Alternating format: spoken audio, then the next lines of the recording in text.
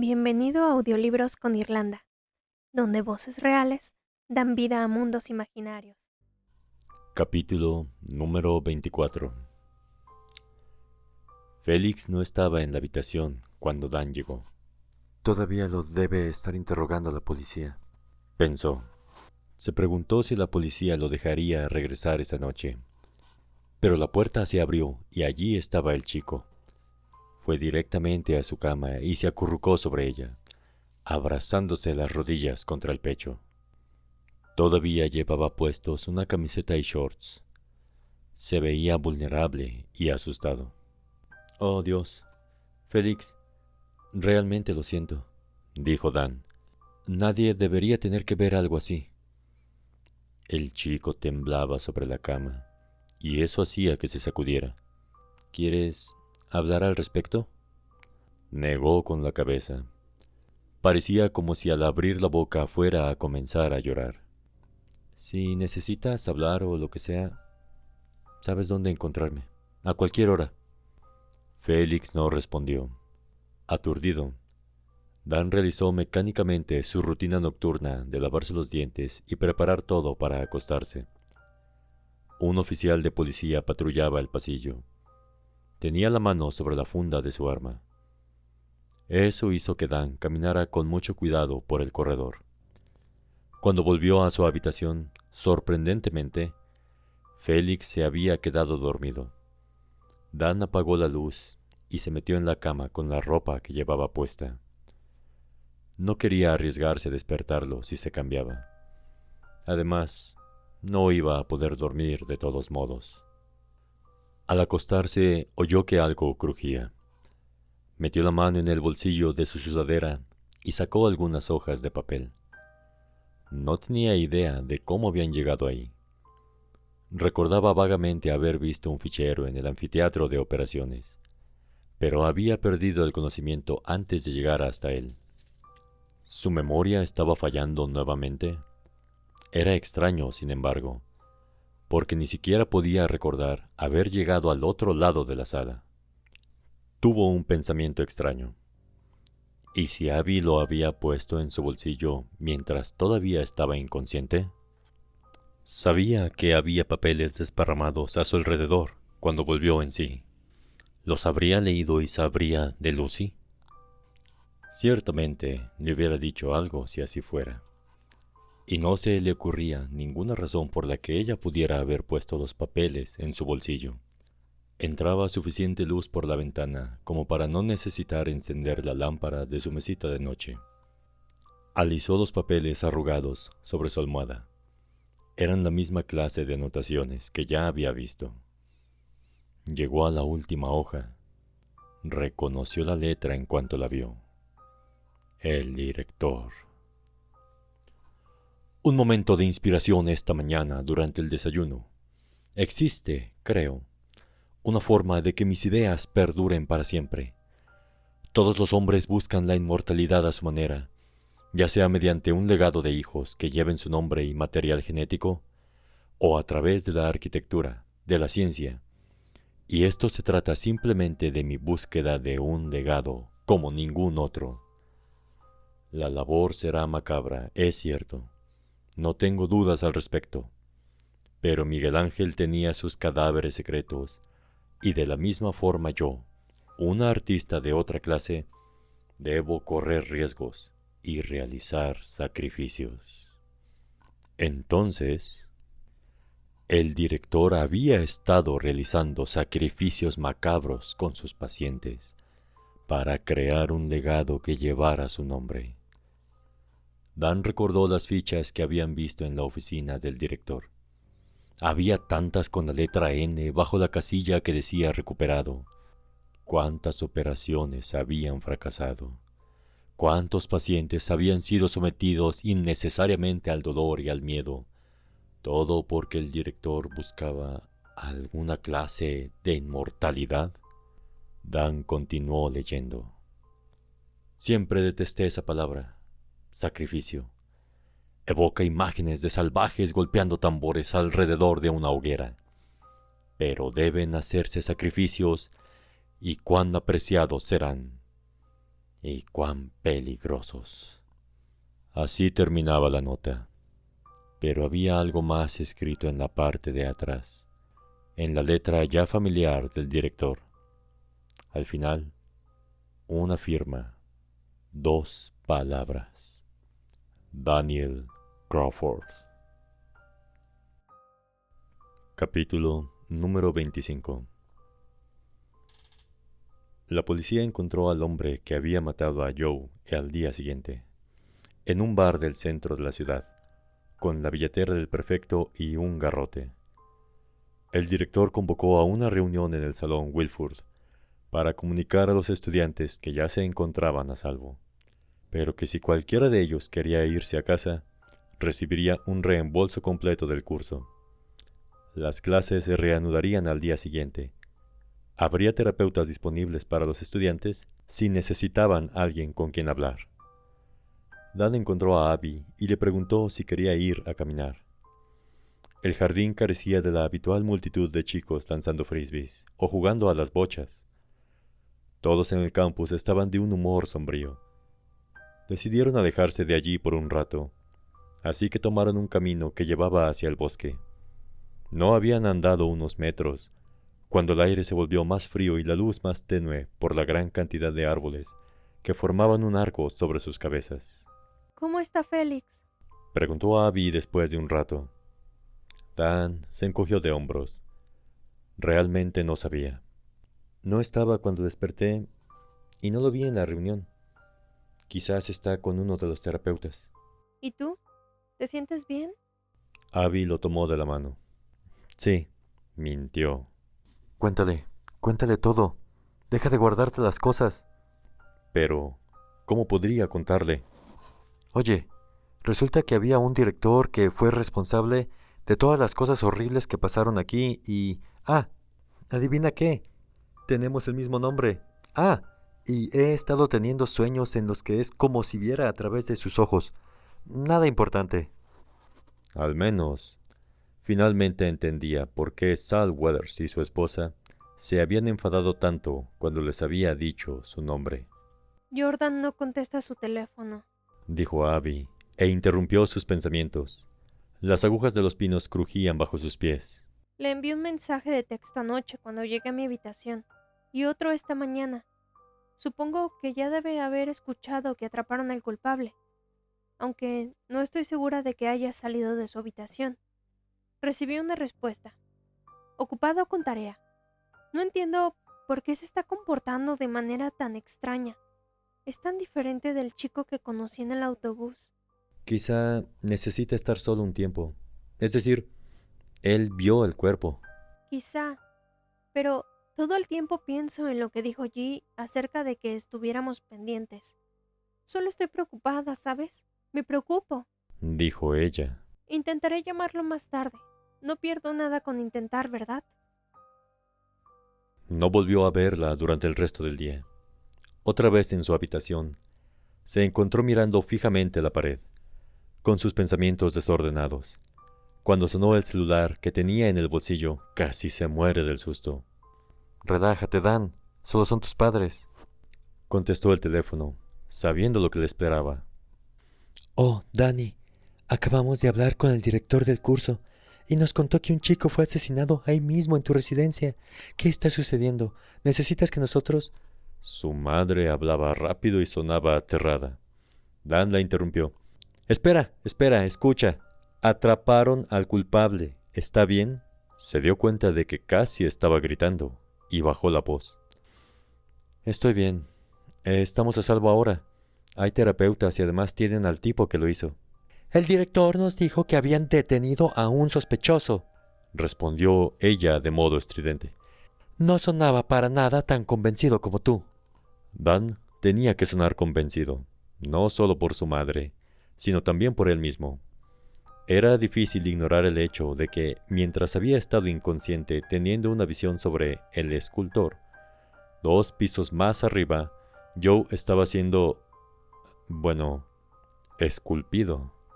Si realmente creyeran que estamos en peligro, cancelarían el curso y nos enviarían a casa.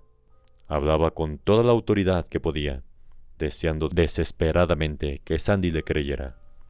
Supongo que tienes razón. Es solo que se me rompe el corazón de pensar que estás ahí. ¿Estás con tus amigos? ¿Estás bien? Estoy bien. Y Abby y Jordan también están bien. Más o menos. Lo prometo. Bueno, si estás seguro. Oye, ya que los tengo al teléfono, ¿puedo preguntarles algo? Claro, Danny. Espera que te ponga un altavoz. Oyó un clic y, de pronto, todo se volvió muy ruidoso del otro lado. Hola, papá. ¿Qué necesitas, Danny?, preguntó Paul. ¿Por dónde empiezo? Solo tenía una pregunta acerca de mi historia familiar, supongo. Quiero decir, lo anterior a ustedes, de cuando era pequeño. Estuve investigando un poco la historia de este lugar, porque, como saben, la residencia solía ser un hospital psiquiátrico, y resulta que uno de los directores también se llamaba Daniel Crawford. Con cuidado. Me pareció una coincidencia interesante. ¿Saben si hay algún parentesco? Dan, dijo su padre suavemente. ¿De verdad necesitas que vayamos a buscarte? Podemos tomar un avión ahora mismo. No es ningún problema. ¿Qué? No, eso no es lo que... Hablo en serio. Esto no me gusta nada. Deberías volver a casa. Tú no siempre eres, ya sabes, muy bueno para situaciones así, dijo su padre. Hacía tiempo que no lo escuchaba tan preocupado. Danny, cariño, tu padre solo está preocupado. Los dos lo estamos, agregó su madre. ¿Necesitas que llamemos a la doctora Oberst? Si crees que eso podría desencadenar algún tipo de episodio, pero yo no dije nada acerca de querer volver a casa. Hospitales psiquiátricos y directores ¿Y qué hay de ti, Danny? No parece que te estés cuidando. Era su padre otra vez, y sonaba tan enfadado que parecía que le salía espuma por la boca. Cálmate, Paul. Danny, estamos preocupados por ti. Eso es todo. Solo intentamos decirte que, si quieres irte, creemos que sería una buena decisión, una decisión lógica. Siempre supimos que esto podría ser demasiado para ti. Miren, no importa. No llamen a la doctora Oberst, por favor. No se preocupen por mí. Debo irme. Colgó mientras sus padres seguían protestando. Paul y Sandy siempre le habían dicho que lo más que podían contarle acerca de sus padres biológicos era información general, que no serviría para identificarlos, como el hecho de que habían ido a la universidad, eran sanos y no tenían más hijos. Aparentemente, todo lo que sus padres biológicos tenían que hacer era marcar una casilla diciendo que no querían revelar su identidad y de repente se necesitaba una buena razón y una orden judicial para obtener cualquier tipo de información. Francamente, a él nunca le había importado saber quiénes eran sus inútiles padres. Paul y Sandy eran más que geniales, y él sentía que eran su familia. Pero, de pronto, descubrir su historia parecía lo más importante del mundo. La pieza faltante en ese rompecabezas exasperante, el vínculo entre él y un asesino despiadado. De todos los lugares a los que podría haber ido ese verano, no podía ser un error que hubiera elegido ese. Brookline era su destino. Estaba en su sangre. Capítulo número 26. Dan revolvió los cajones del escritorio, en busca de la foto de Daniel Crawford. Los ojos tachados seguían grabados en su mente, pero el resto de los detalles se había difuminado y necesitaba verla más de cerca. Cuando vació el contenido de todos sus cajones sobre la cama y la fotografía no había aparecido, comenzó a sentir que se le cerraba el pecho. Sin importar cuántas veces revisara la pila de cosas, simplemente no podía encontrarla. La foto no estaba. La había visto, ¿no? Sí, estaba completamente seguro. Incluso le había preguntado a Félix acerca de ella. Así fue como supo de la sección antigua en primer lugar. Quizá Félix se la había llevado por alguna razón. No podía imaginar por qué, pero era mejor eso que la alternativa. Alguien había estado en su habitación. poniendo fotografías espeluznantes en sus cajones y después llevándoselas. Buscó bajo su cama, donde había escondido la carpeta, casi esperando que tampoco estuviera ahí. Pero no, allí estaba, exactamente como la había dejado. Quería asegurarse de no haber pasado nada por alto la última vez. Quizás hasta había puesto ahí la fotografía y no lo recordaba. Abrió la carpeta. Allí, encima de la pila de papeles, había una nota escrita en la letra que ya le resultaba familiar. Esta ni siquiera estaba dentro de un sobre. En un mundo loco, solo los locos están cuerdos. Arrojó la carpeta violentamente al otro lado de la habitación. Los papeles salieron volando. «¡No soporto más esto!», gritó. Un momento después, llamaron a la puerta y un chico de la habitación contigua, Thomas, asomó la cabeza. «¿Te encuentras bien, amigo?», preguntó. Dan asintió, demasiado alterado como para poder decir algo coherente. «Porque si hay algo de lo que quieras hablar, es decir, acerca de Joe y eso, hay terapeutas. O yo podría, ya sabes, si lo necesitas». Su voz se fue apagando. «No, amigo, está bien. Gracias por preguntar», dijo inflando las mejillas en lo que esperaba que pareciera una sonrisa. Thomas cerró la puerta encogiéndose de hombros. Dan no quería ayuda, y definitivamente no necesitaba que le tuvieran lástima.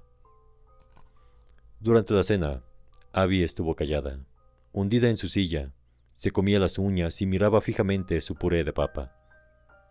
Dan seguía pensando en lo poco que sabía acerca de su acosador misterioso. Aunque todos en el comedor estaban notablemente más apagados de lo normal, sentía como si toda la tristeza de la sala se originara en su mesa. Finalmente Abby habló. Estaba pensando que debemos ser personas horribles. Es decir, personas realmente horribles. En realidad, no es lo que yo estaba pensando, pero continúa, Es Jordan. dijo ella, hundiéndose más en la silla. Siento que le hemos fallado por completo. ¿Cómo? Le has estado enviando mensajes constantemente. Sabe que estamos tratando de ponernos en contacto con él. Eso no es suficiente. Deberíamos ir a verlo. Tenemos que lograr comunicarnos con él de otra forma. Somos como su familia. O ese chico de su escuela que lo abandonó. Abby, si quiere que lo dejen en paz... Pero no quiere eso. Todos procesamos el estrés de formas diferentes. Creo que se está escondiendo. Como que piensa que sería una carga para nosotros o algo así si nos contara lo que sucede. Quiero que sepa que eso no es verdad. Lo sé. Pero de todas formas me preocupa invadir su espacio. Tal vez deberías enviarle otro mensaje. A veces, Dan, los amigos deben ponerse firmes y decir: «Oye, idiota, estamos contigo siempre. No vamos a desaparecer cuando te pongas cascarrabias o te enfades. Estamos en esto hasta el final. Estamos juntos en esto». ¿Ves? Por eso me gustas tanto, dijo, y se sorprendieron ambos. ¿Qué quieres decir? Nada, tienes razón. Deberíamos ir a verlo. Tengo clase de arte figurativo hasta las 9. Falta tanto para esa hora. ¿Crees que podrías ir después de cenar? Yo iría después de clase. Significaría mucho para mí. Claro, no hay problema. Le diré lo que dijiste. Aunque creo que omitiré la parte de «Oye, idiota». Espero que no te importe, No, dijo riendo. probablemente sea una buena idea. Gracias, Dan. ¿Nos vemos después? Asintió y le hizo un gesto de despedida con la mano mientras ella tomaba su bandeja y se iba a clase. Dan salió del comedor unos minutos después y siguió el conocido camino de vuelta a la residencia. Solo quedaban 2 semanas de clases y entonces todos volverían a casa. No estaba seguro de cómo se sentía al respecto. Al menos, Pittsburgh no estaba demasiado lejos de Nueva York. Seguramente sería un viaje fácil en tren. 2 oficiales de policía continuaban controlando el vestíbulo. Estaban ahí para tranquilizar a los estudiantes, pero a él lo ponían incómodo. como si hubiera algo sin resolver que no les hubieran dicho. El policía alto que lo había interrogado lo saludó con la cabeza cuando pasó. Dan intentó no darle demasiada importancia al hecho de que lo hubiera reconocido. No había nadie en los pasillos en el piso de Jordan. Notó que la mayoría de los estudiantes había decidido permanecer fuera y lejos de Brookline el mayor tiempo posible aquel día. Eso solo reafirmaba la sensación de que Jordan estaría en su habitación, ya que parecía decidido a evitar la compañía de otros seres humanos. Nadie respondió cuando llamó a la puerta. Tocó un poco más fuerte y esperó. Luego apoyó su oreja contra la puerta, preguntándose si Jordan estaba allí adentro y se rehusaba a responder. Pero no podía escuchar nada dentro de la habitación. Sin pensarlo, probó el picaporte. La puerta se abrió. No había nadie adentro. La habitación estaba helada.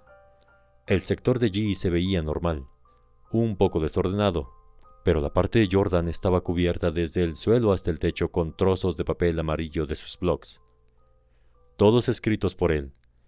Entró y se acercó a una de las paredes empapeladas. Se inclinó para ver más de cerca. Era matemática de un nivel que no podía ni empezar a entender. Se preguntó si siquiera tenía sentido para Jordan. «El problema imposible de resolver», murmuró Dan. La superficie del escritorio también había desaparecido bajo una montaña de hojas amarillas. Encima de todo, sin embargo, había 2 fotos que habían sido impresas en papel normal de computadora. Esas fotografías... Dan las levantó. Ambas eran de Abby, Jordan y él, juntos. Los 3 estaban de pie uno junto al otro, abrazados, sonrientes. ¿Cuándo las habían tomado? No recordaba haber posado para ninguna de las 2, y eso lo asustó inmensamente. Nunca había tenido lapsus de memoria tan grandes como estos. Casi tan alarmante como la aparente amnesia de Dan era el hecho de que su rostro había sido tachado de tal forma en ambas fotografías que el papel se había rasgado. ¿Qué estás haciendo aquí? ¡Maldición! Dan se volvió, dejando caer las fotos. «Casi me matas del susto». ¿Crees que me importa? Jordan tenía el cabello mojado y una toalla en la mano. Evidentemente acababa de volver de la ducha. Señaló la puerta con el dedo. ¡Vete! «Espera, Jordan. Solo quería ver si estabas bien. Eso es todo. No quise...» Jordan lo tomó del brazo y lo arrastró unos pasos. No me importa lo que quisiste hacer. Vete de aquí. Dan corrió hacia el pasillo, encogiéndose cuando escuchó el portazo detrás de él. Buscó su celular con torpeza y le envió un mensaje rápido a Abby. Simplemente decía: «Jordan muy enfadado». Eso era ira. Verdadera ira. Y Dan parecía ser la razón. Pero, ¿por qué? ¿Qué podía haber hecho? ¿Qué habría ocasionado que Jordan lo odiara tanto? Un momento. ¿Podía ser que Jordan fuera su acosador? Eso sí que era paranoia.